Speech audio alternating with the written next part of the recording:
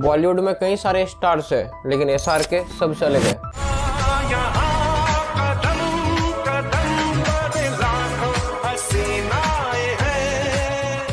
2023 में इनकी सिर्फ 3 मूवीज रिलीज हुई और ये तीनों मूवीज सुपर हिट हुई, जो कि है पठान। एक सोल्जर ये नहीं पूछता देश ने उसके लिए क्या किया, पूछता है वो देश के लिए क्या कर सकता है। जवान। बेटे को हाथ लगाने से पहले बाप से बात कर। और दुल्की। ओए किधर? इसमें से पठान मूवी, जिसकी बजट सिर्फ 225 करोड़ रुपए थी, उसने वर्ल्ड वाइड 1050 करोड़ की कमाई करी। जवान मूवी, जो कि 300 करोड़ में बनी थी, उसने पठान के रिकॉर्ड को तोड़ के वर्ल्ड वाइड 1160 करोड़ रुपए की कलेक्शन करी। और दुल्की मूवी, जिसकी बजट सिर्फ 120 करोड़ रुपए थी, उसने 445 करोड़ का मार्क क्रॉस कर दिया। आज तक सिर्फ 3 ही ऐसी बॉलीवुड मूवीज बनी जिसने 1000 करोड़ से ऊपर की कलेक्शन करी, और इन तीनों मूवीज में से 2 मूवीज SRK का है, चाहे वो इंडिया हो या फिर दुबई या फिर जर्मनी या इंग्लैंड या कुवैत या मलेशिया। SRK का फैन दुनिया के हर देश में। एक सर्वे के मुताबिक इस दुनिया में 3.2 बिलियन लोग, मतलब दुनिया की 40% आबादी SRK को जानती है। इरफान खान से जब एक बार पूछा गया कि वो कौन सी चीज है जो कि बॉलीवुड के पास नहीं है और वो कौन सी चीज है जो कि हॉलीवुड के पास नहीं है, तब उसने ये जवाब दिया।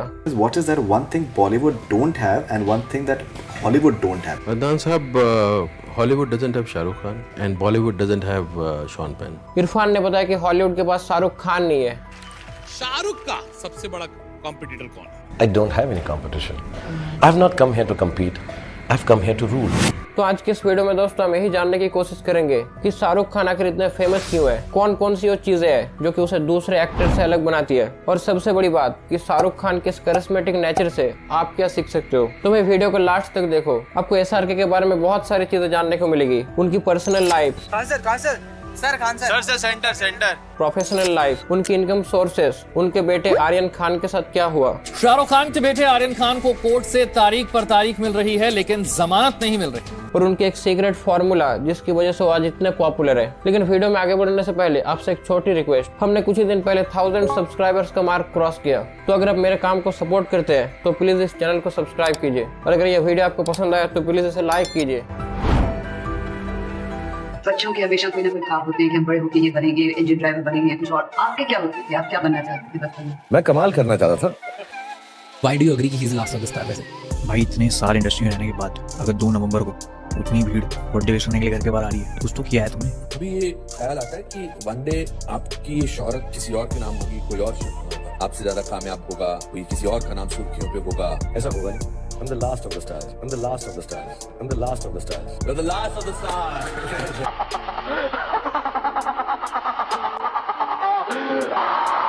क्या हुआ है? यही तो मैं भी जानना चाहता हूँ कि क्या हुआ है। इन हाथों से अपनी जिंदगी खुद बर्बाद कर ली है मैंने। हो गया है मुझे।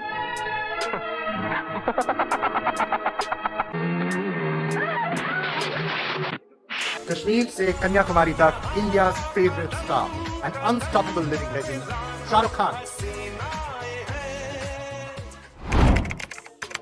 शाहरुख खान की अर्ली लाइफ की अगर बात करें तो इनका जन्म 2 नवंबर 1965 में दिल्ली के एक मुस्लिम फैमिली में हुआ था। इनके फादर थे मीर ताज मोहम्मद खान और इनके मदर थे लतीफ फातिमा खान। इनके पिता मीर अलग अलग चीजों पे काम करते रहते थे और इनके पास एक रेस्टोरेंट भी था। शाहरुख दिल्ली के राजेंद्र नगर में पले बड़े थे। आपको बता दें कि शाहरुख हॉकी और फुटबॉल में काफी अच्छे थे, इसलिए उन्होंने पहले स्पोर्ट्स की ओर जाने का फैसला किया था, लेकिन उनके शोल्डर में इंजरी के कारण वो इस फील्ड में नहीं घुस पाए। एक्टिंग का भूत बचपन से था या जवान होते होते आया? नहीं, मैं एक्चुअली स्पोर्ट्समैन बनना चाहता था। मेरा बहुत दिल था कि मैं अपने देश को किसी तरह से रिप्रेजेंट करूं, हॉकी के अंदर या क्रिकेट के अंदर, फुटबॉल के अंदर। मेरा बहुत शौक था कि मैं इंडियन टीम के लिए खेलूं, और मेरा बहुत था कि मैं इंडियन हॉकी टीम के अंदर प्लेयर बन जाऊं। और फिर मुझे बहुत तेज चोट लग गई, तो मेरी पीठ में बहुत तकलीफ हो गई, तो मेरे को फिर हॉकी खेली नहीं जाती थी, कोई झुक के ऐसे, तो मुझे छोड़नी पड़ी सारी स्पोर्ट्स। स्कूल कंप्लीट करने के बाद उन्होंने हंसराज कॉलेज में एडमिशन लिया इकोनॉमिक्स में बैचलर डिग्री लेने के लिए, लेकिन उनको अपने कॉलेज से ज्यादा एक्टिंग करना पसंद था, इसीलिए उन्होंने दिल्ली के थिएटर एक्शन ग्रुप में अपना ज्यादातर समय बिताया और वहाँ पर उन्होंने बैरी जॉन के मेंटरशिप के अंडर एक्टिंग करना सीखा। इसके बाद उन्होंने मैस कम्युनिकेशन में मास्टर्स डिग्री लेने के लिए जामिया मिल्ला इस्लामिया में भर्ती हुए, लेकिन उन्होंने इसे बीच में ही छोड़ दिया। अब अगर कुछ साल फास्ट फॉरवर्ड करें तो 1989 में फौजी नाम के एक टीवी शो में शाहरुख खान ने अपना डेब्यू किया। इसके बाद वो कई सारे टीवी शोज में छोटे मोटे एक्टिंग करते रहे। उन्होंने इन सब टीवी शोज में बहुत अच्छी एक्टिंग करी, इतनी अच्छी कि कई लोग उस समय के फेमस एक्टर दिलीप कुमार के साथ एसआरके को कंपेयर करने लगे। लेकिन फिर भी उनको कहीं ना कहीं ये लगता था कि वो एक्टिंग करने के लायक नहीं है। मैंने कभी सोचा नहीं था कि मैं फिल्मों का एक्टर बनूंगा। लेकिन जब 1991 में उनके मदर का डेथ हो गया तब उन्होंने अपने माँ की मौत के दुख से बचने के लिए फिर से एक्टिंग में कदम रखा। अब वो दिल्ली से मुंबई चले आए बॉलीवुड में full time as an actor काम करने के लिए। मैं जब मुंबई भी गया तो मेरे दोस्त हैं यहाँ पे थिएटर के, बैरी जॉन, और सब उन्होंने कहा कितने दिन के लिए? मैं 1 साल के लिए जा रहा हूँ, उसके बाद निकाल देंगे मुझसे। मेरे मम्मी डैडी की डेथ हो गई है, थोड़ा सा दुख है, जाके आ जाऊंगा वहाँ से। बॉलीवुड में उनकी पहली फिल्म दीवाना 1992 में रिलीज हुई। इस फिल्म की बजट थी 4 करोड़ और इसने पूरे भारत में 13 करोड़ की कलेक्शन करी। मतलब एसआरके की पहली ही फिल्म सुपर हिट हुई। दीवाना के बाद उनकी एक से बढ़कर एक मूवीज आने लगी और आज तक उन्होंने 100 के करीब फिल्मों में एक्टिंग किया है। अब कई लोगों के मन में शायद सवाल आ सकता है कि जहाँ दूसरे एक्टर्स को कई साल लग जाते हैं अपने मूवीज को हिट करवाने के लिए, वहीं पर शाहरुख खान की पहली ही मूवी कैसे हिट हो गई। तो देखिए, शाहरुख खान ने बॉलीवुड में एक ऐसे समय एंट्री करी जब बॉलीवुड अपने डार्क पीरियड से रिकवर कर रही थी। अब बॉलीवुड का डार्क पीरियड 1980s के समय को कहा जाता है। इस समय बॉलीवुड में एक वैक्यूम क्रिएट हुई थी जिसे फिल किया शाहरुख खान ने। इसके अलावा इस समय भारत में भी एक बड़ा बदलाव आया।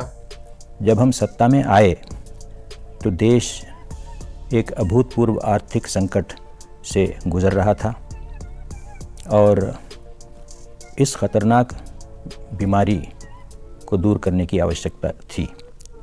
लिबरलाइजेशन की वजह से भारत दूसरे देशों के साथ जुड़ते जा रहा था और शाहरुख खान ने अपने कई मूवीज में इसी थीम को यूज किया, एक ऐसे कैरेक्टर की रोल निभाकर जो कि अपने करियर के लिए तो एम्बिशियस है लेकिन उसकी वैल्यूज इंडियन है। आसान शब्दों में अगर कहे तो शाहरुख खान ने आम इंडियंस के साथ जिस तरीके से अपना रिलेशन बनाने में सक्षम हुए, दूसरे एक्टर्स ऐसा नहीं कर पाए। आप शाहरुख खान को as a friend, as a son, as a teacher, as a father हर एंगल से देख सकते हैं। शाहरुख खान ह्यूमंस की साइकोलॉजी को बहुत अच्छे से जानते हैं। हम में से सभी ये चाहते हैं कि लोग हमें रेस्पेक्ट करें, भले ही हमें रेस्पेक्ट पाने के लायक नहीं भी हो क्यों ना। अब लोग एसआरके को जितना भी पेचीदा सवाल या कमेंट करे क्यों ना, वो उन सवालों को ऐसे जवाब देते हैं कि सवाल करने वाला ही खुद हिल जाता है। लेकिन दूसरे स्टार्स इस चीज को इतने अच्छे से नहीं कर पाते। अनुपम खेर ने जब शाहरुख खान से यह सवाल पूछा कि शाहरुख को तब कैसा लगेगा जब उनसे ज्यादा कामयाब कोई एक्टर बॉलीवुड में आएगा, तब उसने ये जवाब दिया।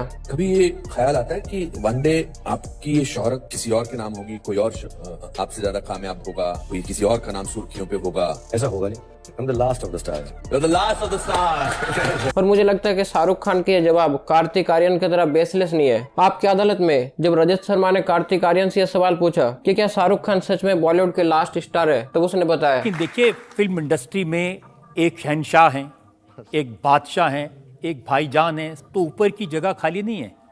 शाहरुख खान तो कहते हैं कि I am the last superstar. अब मेरे आगे कोई सुपरस्टार नहीं होगा। सर मेरे आगे नहीं होगा।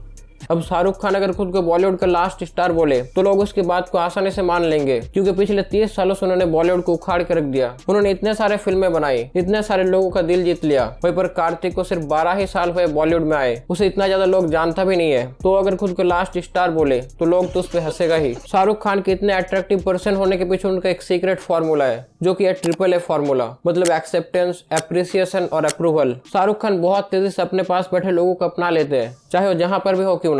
अपने शाहरुख खान का यह सिग्नेचर वाला पोज तो जरूर देखा होगा।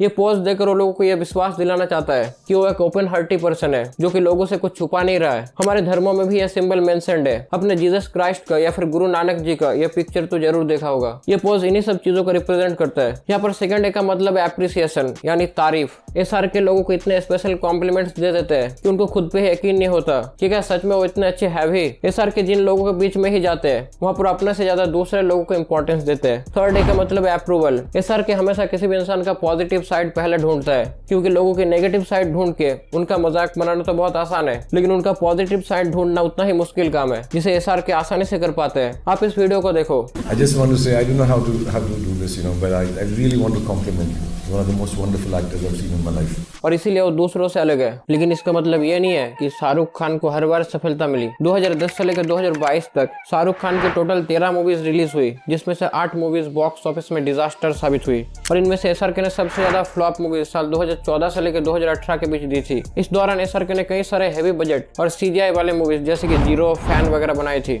और ये मूवीज उनके करियर का सबसे बड़ा फ्लॉप साबित हुआ, जिसकी वजह से साल 2018 के बाद शाहरुख अचानक से बॉलीवुड से पूरी तरीके से गायब गायब हो गए और इन 4 सालों में उनकी कोई भी मूवीज रिलीज नहीं हुई। और इसी दौरान 2021 में उनके बेटे आर्यन खान को ड्रग्स के केस पे एनसीबी के द्वारा गिरफ्तार किया जाता है। जिस आर्यन की जिंदगी मन्नत जैसे आलीशान घर में बीतती थी, उसे 22 दिन मुंबई के आर्थर रोड जेल में बितानी पड़े। लेकिन जब बाद में यह पता चला कि इस केस में काम करने वाले ऑफिसर समीर वानखेड़े ने ही आर्यन को एक झूठे केस में फंसाया है और उसने शाहरुख खान से 25 करोड़ की रिश्वत भी मांगा है, तब फाइनली आर्यन को सभी चार्जेस से रिहा करके समीर वानखेड़े पे एक स्पेशल इन्वेस्टिगेशन बैठाया गया। क्या आपको पता है कि शाहरुख इस दुनिया के 4th रिचेस्ट एक्टर बन चुके हैं, जिनकी नेटवर्थ $760 मिलियन मतलब 6300 करोड़ रुपए है। इंडिया में कोई भी एक्टर उनके आसपास पे नहीं है। लेकिन आपको जानकर हैरानी होगी कि शाहरुख की इनकम का मेजोरिटी पार्ट उनकी एक्टिंग से नहीं बल्कि उनके ह्यूज बिजनेस एम्पायर से आती है। एग्जाम्पल के तौर पर रेड चिली एंटरटेनमेंट नाम की प्रोडक्शन और मार्केटिंग कंपनी को शाहरुख ने 2002 में कई और पार्टनर्स के साथ मिलकर स्टार्ट किया और आज इस कंपनी का सालाना टर्नओवर 500 करोड़ के आसपास है।